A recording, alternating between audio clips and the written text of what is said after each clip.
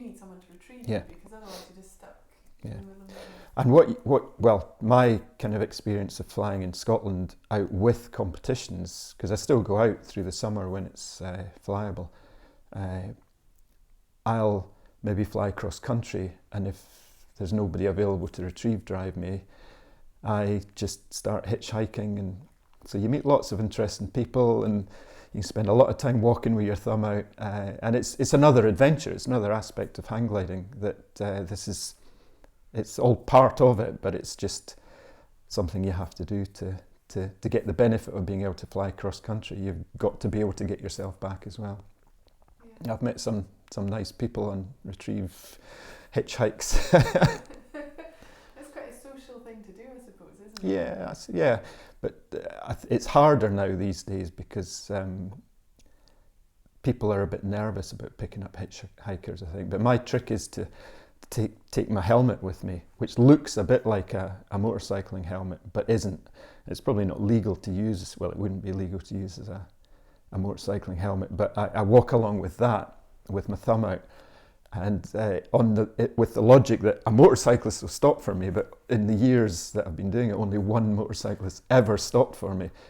But what does happen is some old guy will come along and say, "Oh, son, is your motorcycle broken down?"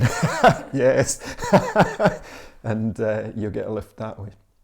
Yeah, I suppose if you've just got a big bag of kit, it's a bit like people don't know. Well, you have to leave it, you see. Oh, you have right. to hide it. The glider, you just have to leave. Right. But your harness, you can take that with you, but if they've got one seat in the car and no room for that, you won't get a lift. So I usually hide it under a bush or something like that and get it later. I've managed not to lose it yet. That's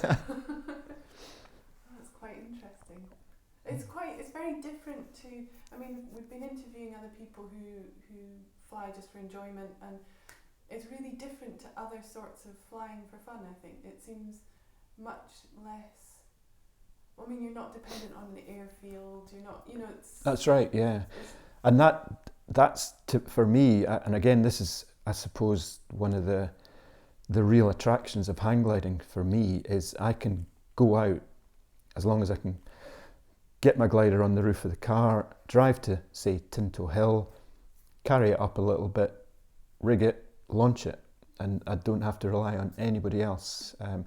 Okay, in competitions you need a retrieve driver, but I can just go out.